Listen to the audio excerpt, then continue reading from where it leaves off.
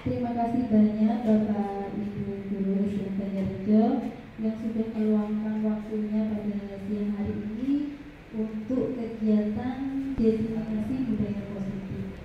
Di sini saya hanya sharing apa yang sudah saya dapatkan pada kegiatan pendidikan.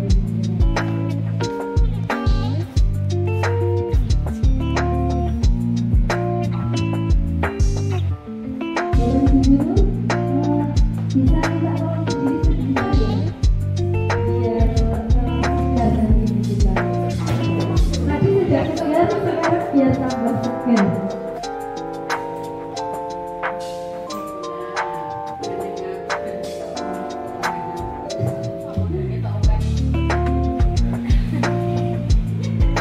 Sudah, kira-kira kita mau ngapain ya biar segar? Iya, ice breaking. Ice breakingnya yang gampang saja, panjang pendek ya ibu dan bapak ibu guru. Ya coba. Ice breakingnya ya tangan ke depan. Panjang, panjang, pendek, pendek, panjang, panjang, panjang, pendek, pendek, panjang. Sambil nyanyi ya ibu-ibu ya. 1, 2, 3. Panjang, panjang, panjang, pendek, pendek, panjang, panjang, panjang, pendek, pendek, pendek, panjang, panjang, pendek, pendek, panjang, pendek, panjang, pendek,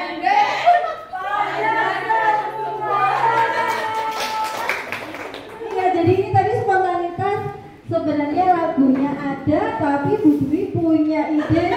Ini ya, lirik balonku ada 5. Jadi ini bisa diterapkan juga ketika kita pembelajaran, di mana materinya bisa kita buat dalam bentuk lagu. Salah satunya adalah dengan bermain. Itu adalah salah satu bentuk pembelajaran yang berpihak pada siswa, kepada murid. Nah, untuk dengan adanya budaya positif, makanya nanti akan tercipta lingkungan positif dan terbentuk suasana budaya positif yang diperlukan untuk proses perjalanan pendidikan yang memang harus kita jalani. Karena ini merupakan tanggung jawab kita sebagai seorang pendidik, sebagai seorang pemimpin pembelajaran. Dan dari budaya positif itu nanti akan muncul suatu lingkungan yang aman, nyaman. Nah, pada kesempatan ini budaya positif itu inti materinya ada disiplin positif dan nilai kebajikan universal, teori motivasi, hukuman dan penghargaan restitusi, ada keyakinan kelas, kebutuhan dasar manusia dan dunia berkualitas, restitusi 5 posisi kontrol, dan segitiga restitusi. Untuk yang materi pertama adalah disiplin positif dan nilai-nilai kebajikan universal.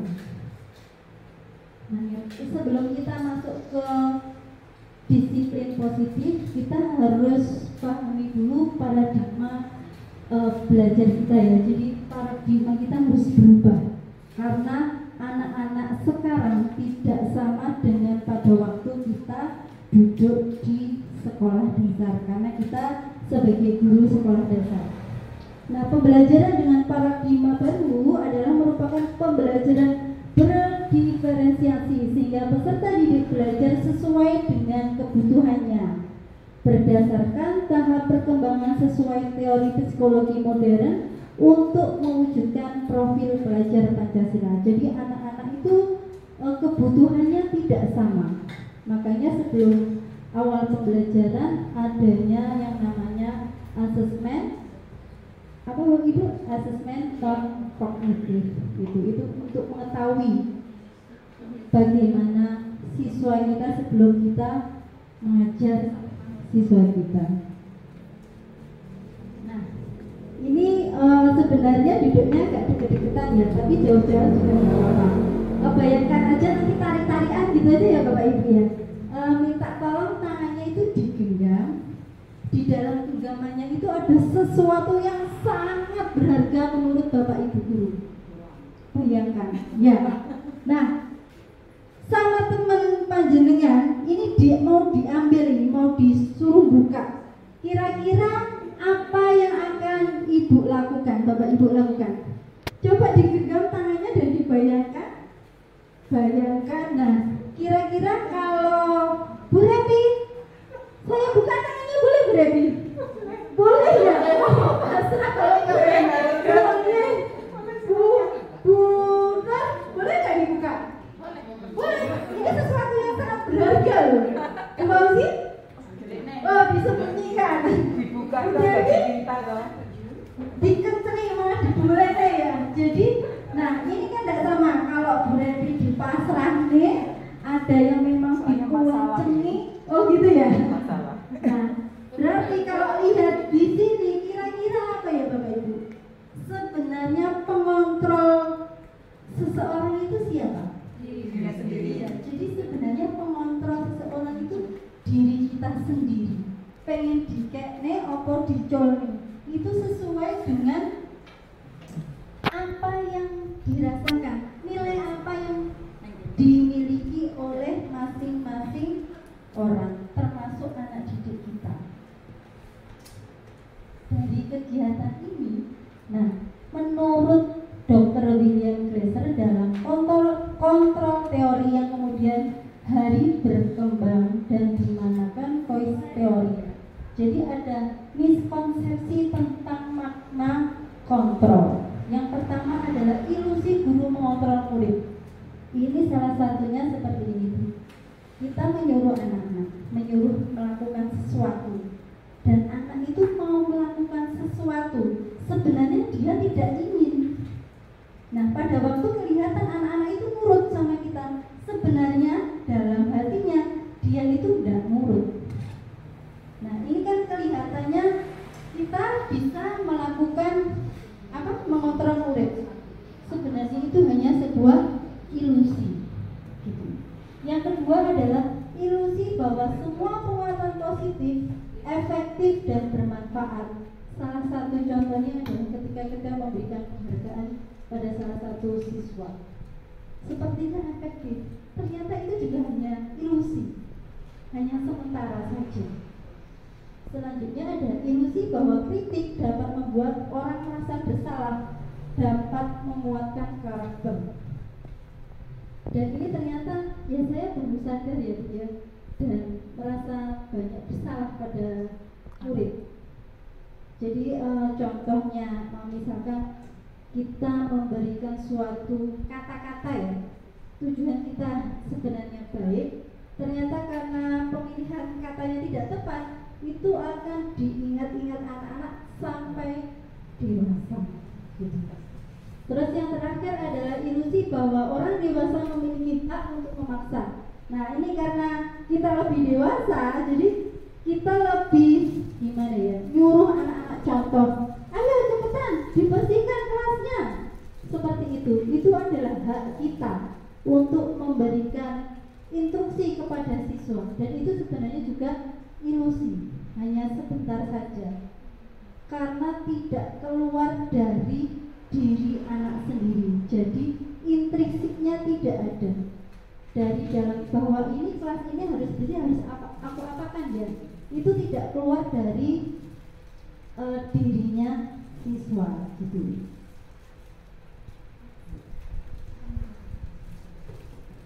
Ini adalah simulasi respon melawan teori kontrol. Ada yang harus kita lakukan adalah kita harus membuat pandangan tentang dunia. Nanti ini bisa dilihat ya, kurang jelas ini. Jadi ada stimulus respon tentang dunia, teori kontrol tentang dunia. Salah satunya adalah pemaksaan ada pada pembelajaran siswa. Jadi kita memaksakan anak-anak, padahal anak-anak itu lebih baik berkolaborasi dalam pembelajaran. Gitu. Nah ini adalah setelah kita sudah membuka paradigma kita tentang belajar, kita mulai nih melakukan disiplin positif. Disiplin sendiri berasal dari bahasa Latin disiplina yang artinya belajar. Disiplin mengacu pada disiplin diri yang memiliki tanggung jawab terhadap apa yang akan dilakukan berdasarkan nilai-nilai yang diyakini. Namun terkadang kita salah mengartikan disiplin ya. Jadi anak-anak jadi beban atau sebagai hukuman jadinya. Sebenarnya tidak seperti itu. Disiplin positif merupakan salah satu cara penerapan disiplin yang bertujuan untuk menumbuhkan kesadaran serta memberdayakan peserta didik tanpa imbalan penghargaan atau ribet ancaman atau hukuman.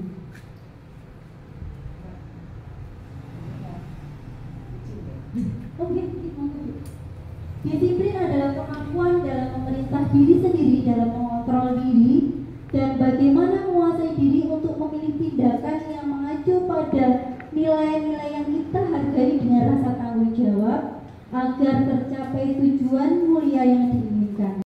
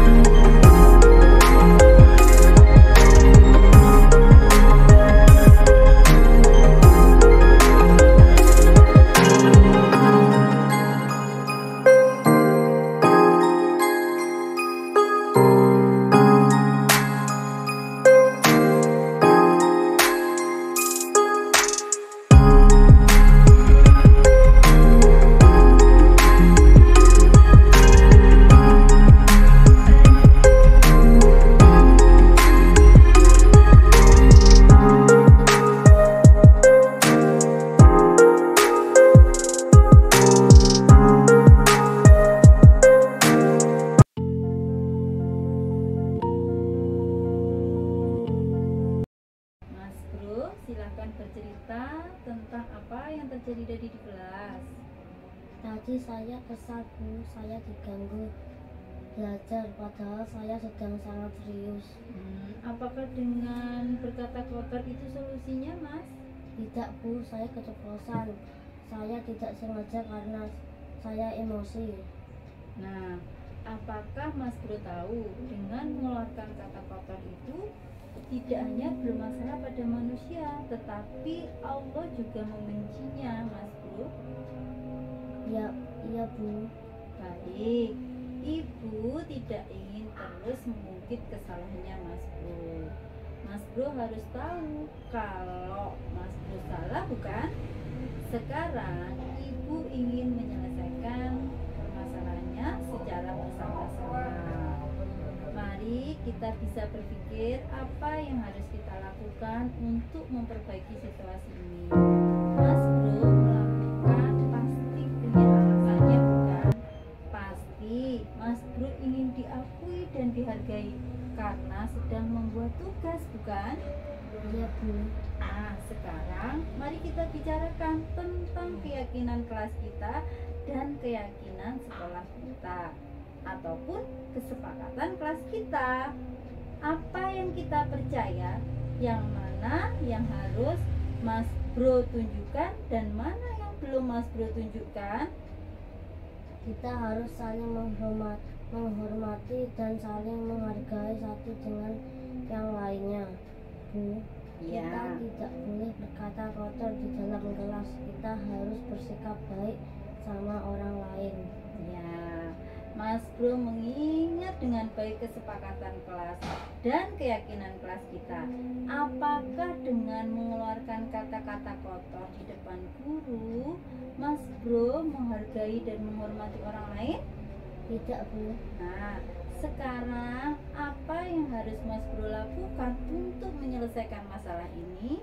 Saya minta maaf, Bu. Ya, minta maaf itu mudah. Tapi bagaimana ke depannya, Mas Bro? Saya berjanji tidak mengulanginya lagi, Bu. Ya, baik. Mas Bro sekarang sudah mengakui kesalahannya dan meyakini Mas Bro akan berbuat baik sesuai dengan keyakinan kelas. Nah, sekarang Mas Bro bisa kembali ke kelasnya ya. Iya, Bu. Ya, terima kasih. Mengapa Abil guru panggil ke ruangan ini? Guru pengen tahu apa yang Abi lakukan di kelas tadi. Saya mengganggu dia sedang membuat tugas, Bu. Mengapa Abi lakukan? Saya iseng saja, Bu. Ingin mencandainya saja. Nah, apakah Abi tahu dengan mengganggu Mas Bro berarti Mas Abi membuat Mas Bro marah sehingga Mas Bro mengungkapkan kata-kata yang kotor. Ya, Bu. Saya tidak sengaja. Tadi hanya ingin bercanda. Ya, baiklah. Ibu di sini bukan untuk mencari siapa yang salah. Ibu di sini untuk mencari penyelesaiannya sama-sama. Berpikir sama-sama tentang apa yang bisa kita lakukan untuk menyelesaikan masalah ini. Ya. Abi melakukan ini pasti punya alasan ya. Pasti bahagia bila kawannya terkejut, kesal dan marah. Ya, begitu Abi? Iya, Bu. Ya, ibu lihat kamu merasa senang melakukannya, tetapi kamu tidak tahu apa yang Mas Abi lakukan itu menyakiti orang lain, sehingga sekarang Abi ada masalah. Iya, Bu. Nah, sekarang mari kita bicarakan tentang keyakinan kelas dan keyakinan sekolah kita. Apa yang kita percaya, yang mana yang belum Abi tunjukkan. Ayo, Abi belum menunjukkan apa? Harus bersikap yang mana? Harus bersikap? Bersikap baik sama orang lain, menghargai sesama teman dan saling menghormati sesama teman, Bu.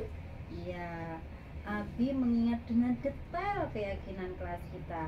Tapi dengan mengganggu teman membuat tugas itu, Abi tidak menghargai temannya. Dan Abi sudah bersikap baik dengan temannya? Tidak, Bu. Nah, Abi ingat menjadi orang seperti apa kalau terus mengganggu temannya?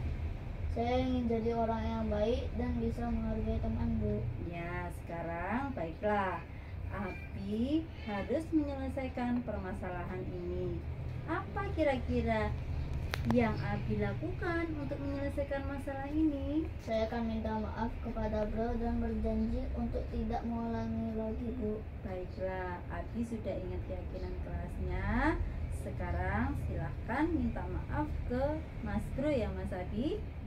Baik, Bu. Terima kasih, Bu. Assalamualaikum warahmatullahi wabarakatuh. Nama saya Brorik. Saya senang bisa berdiskusi dengan Bu Nina karena saya bisa belajar sabar dan mengontrol emosi. Karena saya harus bisa menghormati dan menghargai orang lain. Assalamualaikum warahmatullahi wabarakatuh. Assalamualaikum warahmatullahi wabarakatuh. Perkenalkan, nama saya Abi. Saya senang karena diajak berdiskusi dengan Bu Nina karena saya sadar bahwa mengganggu orang lain adalah perbuatan yang tidak baik. Saya akan berusaha saling menyayangi dan menghargai sesama. Wassalamualaikum warahmatullahi wabarakatuh.